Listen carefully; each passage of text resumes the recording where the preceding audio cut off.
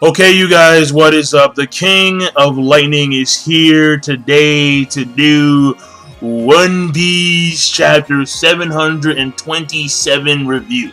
Now, this week's chapter of One Piece. First of all, you know what? I don't know where to start, I'll be very honest, because the flashback is what the chapter is predominantly about. And how Flamingo, overnight pretty much, was able to change the entire workings of this country. And he was able to literally manipulate the king and his soldiers to where now he's waiting for the countrymen and women to curse the king, Riku, from the bottom of their hearts, so a quote-unquote hero will appear to save the day. And that hero being himself. And Flamingo, the way he starts it off, I thought was cool as shit. Because he comes in there in the middle of the night, like he's Batman, straight up bats, in the middle, he glides in the actual palace, like, yeah, he glides in. And he's on the windowsill, he says, yo, King Riku, because after they have their little talk, because the only thing that's important to talk is basically how apparently Flamingo, he's been going around stealing 10 Rubito money or heavenly offerings, something of that nature. In fact, let me find the exact term here, because I think it's going to be important later on. Because this may imply that either countries that are a part of the world government or countries that are not part of the world government, in order to stay in good standings, I'll probably say the former, where countries that are a part of the world government have to give money or charity, quote unquote, to the 10 Rubito, so they can stay in good standing.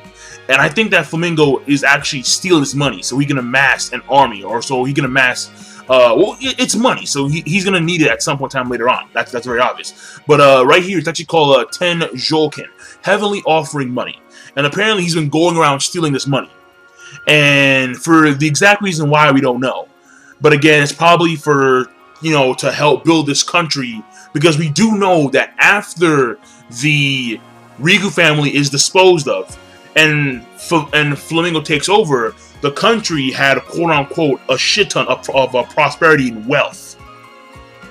And probably that money came from the fact and that money probably came from the 10 Jolkin. So that's my take on that, but we don't know exactly. That's my thoughts on that off the gate. But what I will say is that when he came in there, Batman, in the middle of the night, the king was sleeping, woke up, who's that? And then it just lights flicker on, bats, or in this case, Flamingo, like, yeah, what's good? And he basically says, okay, so since I am the ancestor of one of the original royalty of this country, this is my country by default. Therefore, I will sell you this country for 10 billion berry. And the stakes were high off the gate. It was like, whoa, 10 billion berry. So King Riku, had to somehow amass 10 billion berry to give to Flamingo. Otherwise, Flamingo would take over the country and make it a pirate nation, quote unquote. Then what he does is that after he rounds up the troops, and the troops go out to collect the money, and the people have full faith in their king.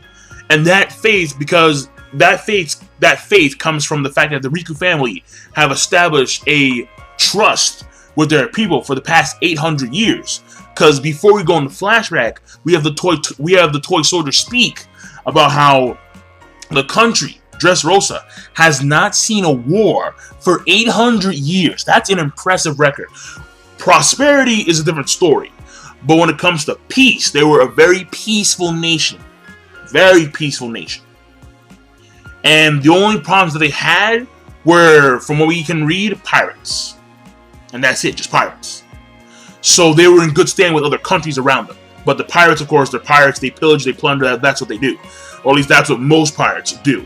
And we have Flamingo manipulate this whole situation to where King Riku is going out, or his soldiers go out to amass money. And the people, he begs in front of the entire nation via Video Denden Mushi. And then people are willing to give him the money that they have, their life savings and so on and so forth. In the middle of the night, King Riku is on his horse. He's got, like Paul Revere in the middle of the night. Yeah. The Quixotes are coming. The Quixotes are coming. And no, fail. It was Slash. One of the civilians just dies on the spot. And then he fires this like flame arrow, like a building explodes. Just threw me off because I'm like, nah, hockey. Let's just always assume hockey. Alright, just always assume hockey unless stated via Delphi. That's where I see things. And basically, from then on, it's a massacre. And Flamingo was able to control the king and his soldiers by using this technique called parasite, where like, these things rain down on top of their skulls, and he like controls them from afar, from like a safe distance. Like he's actually where the castle is, and he's there controlling these people. Like yeah. And then we have Trable, we have Pika, and the other guy. All three of them are there.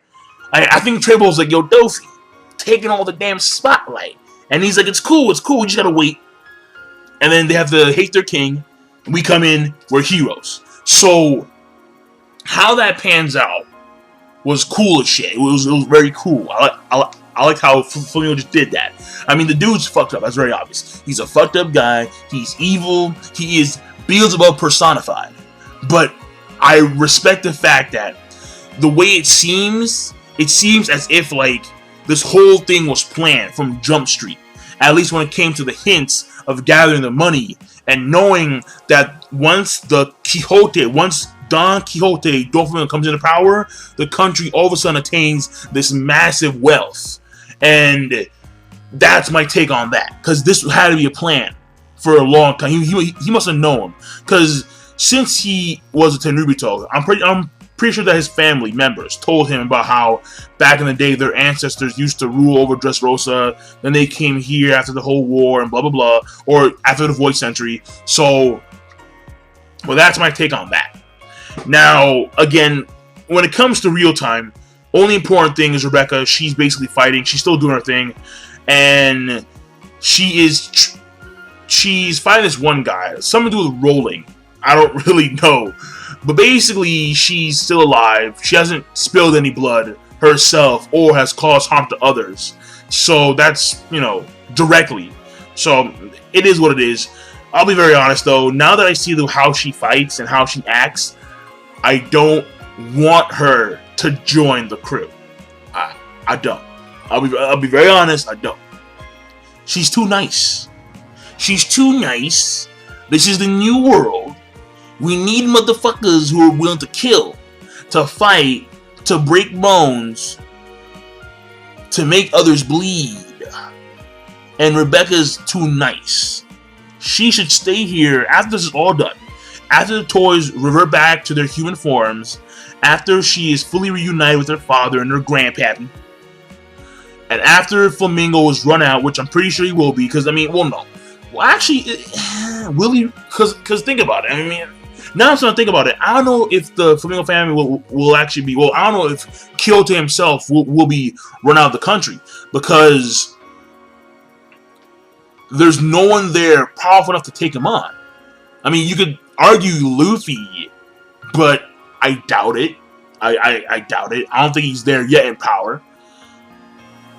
Law, he's already been fucked up by Flamingo and Fujitora. And he's already wounded, so he's probably lost the battle. Or their fight. Or he's losing their fight. And the only way Flamingo is going to be able to leave the country of Dressrosa is if Kaido gets wind of what's going on. That he can't get any more smile. Then he himself personally comes and is like, yo, Flamingo, where you at, bro? Like, where you at? And that's the only way he's leaving the country. So, at some point, Rebecca and her father and her grandfather may have to come and take over. But it's just that, will it be the way I said it, or will it be by some other way? I don't know. But I don't want her to join the crew because I now know how she fights, and to me, it's not appealing. Because listen, I'm about the blood and the gore. I'm a shit twisted dude. I can't help it. I need to see blood and gore, and she is the antithesis of what I want to see and a female combatant that joins the Soraya crew. I want to see a woman who's gonna be like Monet. I thought was perfect because Monet, she was ruthless, she was evil, she would do whatever she wanted to do. I'm like, we need someone like her. That's who we need, Monet. And then we have Rebecca. She's the complete polar opposite. And it's like, no. Like, I'm gonna be in the back of the ring. I'm gonna trip people over and send them to the water. No. And her getting the Remember No Me at this point in time will be even worse because I'm like, fuck. Because then she won't rock epic stuff. She'll do like Sapphire. I don't want to see Sapphire. What the fuck is Sapphire? No. Okay. All right. So, oh, and one more thing. The cover page, the cover story. What's going on? Yeah. What is Drake doing? The red flag, ex-Drake. What's happening? I thought that his mission was to take out Kaido, but now it seems like he's fucking joined Kaido. Now it seems like he's a part of Kaido's, crew. He's one of his top boys now. And maybe that's part of his plan, Drake, to work for Kaido for a period of time, and then at some point backstab him, overthrow him. I don't know.